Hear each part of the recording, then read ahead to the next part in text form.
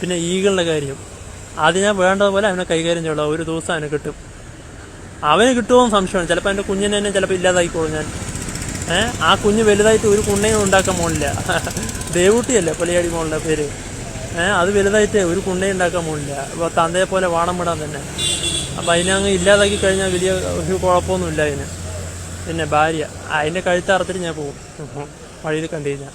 ഇവ എത്ര കാലം ഭാര്യനെ വെച്ചോണ്ട് നടക്കും? ഒരു ദിവസം ഭാര്യയുടെ അന്ത്യം എൻ്റെ കൈ കൊണ്ട് തന്നെ ആയിരിക്കും പൊലയാടി മോനെ ഉണ്ടച്ചി. എല്ലായിടത്തിനും ഞാൻ വെച്ചേക്കില്ല. നിന്നെ ഒന്നും പറഞ്ഞിട്ട് അറിയിക്കണ കാര്യമില്ല. നീ ഇരുന്ന് ആസ്വദിച്ചോ. കിട്ടേണ്ടത് എല്ലാവർക്കും.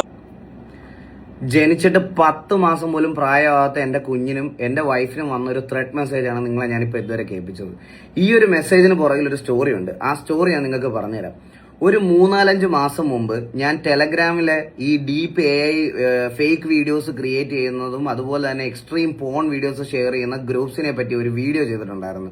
ഈ വീഡിയോയിൽ ശരിക്കും പറഞ്ഞ ഈ വീഡിയോയിൽ നമ്മുടെ നാട്ടിലെ ചെറിയ കുട്ടികൾ തൊട്ട്, അതായത് നിങ്ങൾക്ക് ആരെയാണോ അങ്ങനെ കാണേണ്ടത്, നേക്കഡായിട്ട് കാണേണ്ടത്, അവരുടെ ഫോട്ടോസ് അവിടെ കൊണ്ടൊന്ന് അയച്ചു കൊടുത്താൽ അത് മാറ്റി പോസ്റ്റ് ചെയ്ത് എൻജോയ് ചെയ്യുന്ന സെക്ഷൽ പെർവേർട്ടുകളുടെ ഗ്രൂപ്പിന്റെ കാര്യം ഞാൻ എക്സ്പോസ് ചെയ്തതിന്റെ അന്ന് തൊട്ട് എനിക്ക് മൾട്ടിപ്പിൾ മെസ്സേജുകൾ വരാൻ തുടങ്ങി. ഇത് ഞാൻ എക്സ്പോസ് ചെയ്യുക മാത്രമല്ല ചെയ്തത്, ഞാൻ പകരം ഇത് എന്നെ കൊണ്ട് എനിക്കറിയാവുന്ന ആൾക്കാരുടെ ഫോട്ടോസ് അതിലുള്ളത് ആൾക്കാരെ എല്ലാം വെച്ചിട്ട് ഞാൻ സൈബറിലേക്ക് ഒരു പരാതിയും ഫോർവേഡ് ചെയ്തായിരുന്നു.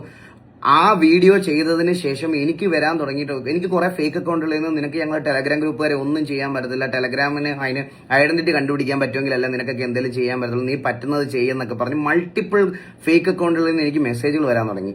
സോ ഞാനിത് ആദ്യം വലുതായിട്ട് കാര്യമായിട്ട് എടുത്തില്ല. ഞാനിത് കാരണം എല്ലാവർക്കും റിപ്ലൈ കൊടുത്തു നമുക്ക് അതിന്റെ പുറകെ പോകാനുള്ള ഇതില്ല, കാരണം എല്ലാം ഫേക്ക് അക്കൗണ്ട്സാണ്.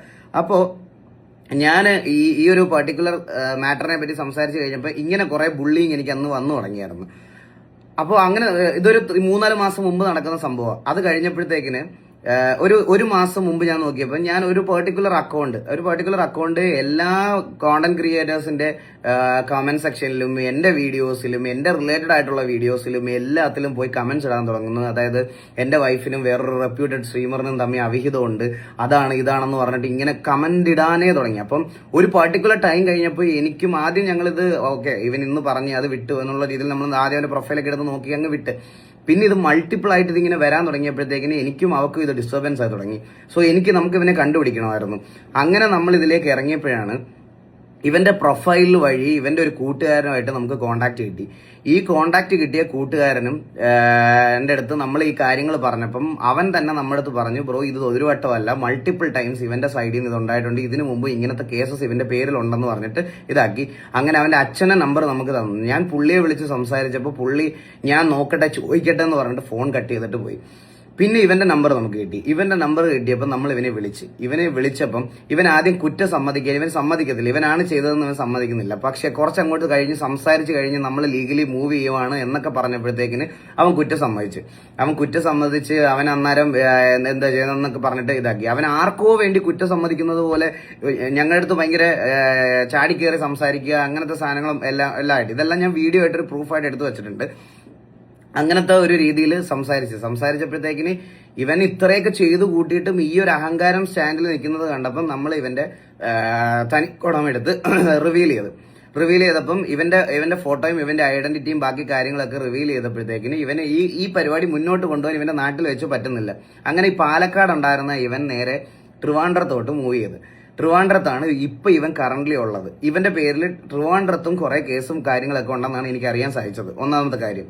ആൻഡ് ഇതായിരുന്നു ഈ ഒരു റിവെഞ്ച് സ്റ്റോറിയുടെ സ്റ്റാർട്ട്. അതായത് നമ്മൾ ഇവനൊരു പോക്രിത്തരം കാണിച്ചത് നമ്മൾ റിവീൽ ചെയ്തതാണ് നമ്മൾ ചെയ്ത തെറ്റ്. അതായത് ഞാൻ ഇപ്പൊ ചെയ്ത് വെക്കുന്ന തെറ്റ്. അതിൽ ഞാൻ എന്താ ഇപ്പൊ ട്രിഗർ ആയിരിക്കുന്നതെന്ന് പറഞ്ഞാൽ, ഞാൻ ഈ ഫോട്ടോ ഞാനന്ന് പോസ്റ്റ് ചെയ്ത സമയത്ത് സീക്രട്ട് ഏജന്റ് അതിനെ എടുത്ത് വീഡിയോ ചെയ്ത സമയത്ത് വീഡിയോയിൽ അവനെ മാനസിക രോഗി എന്ന് വിളിച്ചതാണ് അവന് ട്രിഗർ ആയത്. അതുകൊണ്ടാണ് അവനിപ്പോൾ അതിന്റെ റിവെഞ്ചാണ് എന്നോട് തീർക്കാനുള്ളത്, അതെന്റെ കുഞ്ഞിന്റെ വൈഫിന്റെ നേരെ കൊണ്ടുവരുമെന്നാണ് അവൻ കോൺഫിഡന്റ് ആയിട്ട് അവൻ ഇങ്ങനെ പറഞ്ഞുകൊണ്ടേ ഇരിക്കുകയാണ്. ഇതെല്ലാം സ്റ്റാർട്ട് ചെയ്തത് ഈ ഒരു ടെലഗ്രാം ഗ്രൂപ്പ് എന്ന് പറയണോ ഈ ഒരു കമ്മ്യൂണിറ്റിയെ പറഞ്ഞു എന്നുള്ള ഒരു രീതിയിൽ തൊട്ട് തുടങ്ങിയതാണ്. ഇതുവരെ ഞാൻ അവനോട് ചോദിച്ചപ്പോൾ അതല്ലാതെ അവന് വേറെ ഒരു പേഴ്സണൽ വെഞ്ചനൻസ് എന്നോട് വരാൻ വേണ്ടിയിട്ട് ഇതിന് ഫസ്റ്റ് ഇൻസിഡന്റിനും അതിന്റെ മുമ്പത്തെ ഒന്നും അവന് ഞാനുമായിട്ട് യാതൊരു പ്രശ്നവുമില്ല. ഇതായിരുന്നു എല്ലാത്തിന്റെയും സ്റ്റാർട്ട്.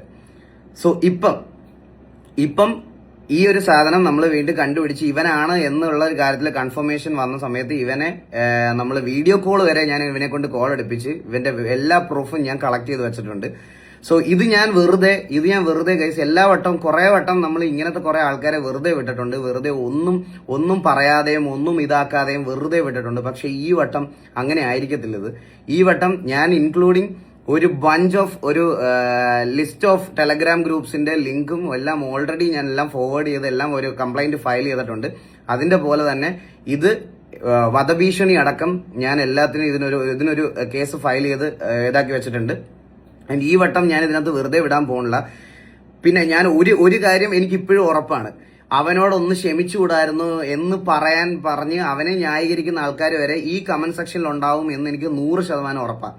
നിനക്കൊക്കെ വേണ്ടപ്പെട്ടവർക്കും നിനക്കൊക്കെ വേണ്ടുന്ന ആൾക്കാർക്കും ഈ ഒരു സിറ്റുവേഷൻ വരുന്നത് വരെ നിങ്ങൾക്ക് ആർക്കും അതൊന്നും അത്രയ്ക്ക് സീരിയസ് ആയിട്ട് വരത്തില്ല. പിന്നെ നിങ്ങൾക്കൊക്കെ ഒരു വിചാരം ഉണ്ടെങ്കിൽ, അതായത് നീയൊക്കെ സോഷ്യൽ മീഡിയയിൽ ഫോട്ടോ പോസ്റ്റ് ചെയ്യുന്നത് കൊണ്ട് അല്ലെങ്കിൽ സെലിബ്രിറ്റി അല്ലെങ്കിൽ ഈ ഒരു ഇതിലൊക്കെ വരുന്നതുകൊണ്ടല്ലേ നിന്റെയൊക്കെ ഇതൊക്കെ ഇടുന്നതെന്ന്, വെറും തെറ്റിദ്ധാരണയാ. നിന്റെയൊക്കെ ഏതൊക്കെ വീട്ടിലുള്ളവന്മാര് സ്വന്തം ഇതുവരെ ഒരു സോഷ്യൽ മീഡിയയിൽ പോലും അപ്ലോഡ് ചെയ്യാത്ത ഫോട്ടോ ഇതെന്റെ അമ്മയാണ് ഇതെന്റെ പെങ്ങളാണെന്ന് പറഞ്ഞ് ആ ഗ്രൂപ്പിനകത്ത് പോസ്റ്റ് ചെയ്ത് DPI വെച്ചിട്ട് അതിന്റെ നേക്കഡ് വീഡിയോയ്ക്കും ഫോട്ടോയ്ക്കും വേണ്ടി റിക്വസ്റ്റ് ചെയ്യുന്ന പിള്ളേരുള്ള ഗ്രൂപ്പ് ഇവിടെ ഉണ്ട്. ഇത് ഞാൻ എല്ലാ ഡീറ്റെയിൽസും എല്ലാ തെളിവുമായിട്ട് ഞാൻ സൈബറിലും ഹാൻഡ് ഓവർ ചെയ്തിട്ടുണ്ട്. നിങ്ങളുടെയൊക്കെ വിചാരം സോഷ്യൽ മീഡിയയിൽ പോസ്റ്റ് ചെയ്യുന്ന ഫോട്ടോസ് മാത്രമാണ് ഇങ്ങനെ വരുന്നതെന്ന് നിങ്ങൾക്ക് തോന്നുന്നുണ്ടെങ്കിൽ വെറും തെറ്റാണ്. അങ്ങനെയല്ല. ഇത് അയച്ചു കൊടുക്കാൻ, ഇത് നമ്മുടെ കൂട്ടത്തിൽ ആരാണ് ഇത്രയും സെക്ഷലി ഫ്രസ്ട്രേറ്റഡ് എന്ന് നമുക്ക് കണ്ടുപിടിക്കാൻ പറ്റാത്ത സാഹചര്യമാണ്. അതുകൊണ്ട് മാത്രം ഞാൻ പറയാണ്, നിങ്ങൾ ഇത് ഫേസ് ചെയ്യുന്നത് വരെ നിങ്ങൾക്ക് ഇത് ചിലപ്പോൾ തമാശയായിരിക്കും. ഈ വട്ടം ഞാനിത് എന്തായാലും വെറുതെ വിടാൻ പോകുന്നില്ല. ഇത് എന്നെ കൊണ്ട് എക്സ്ട്രീം എവിടെ വരെ പോകാൻ പറ്റുമോ, എന്റെ ഈ ഒരു കേസിനും ഇതിനും വേണ്ടിയിട്ട് ഏത് അറ്റം വരെ പോകാൻ പറ്റുമോ ആ അറ്റം വരെ ഞാൻ പോകും. അതിലൊരു സംശയവും ഇല്ല, അതിലൊരു മാറ്റവും ഇല്ല.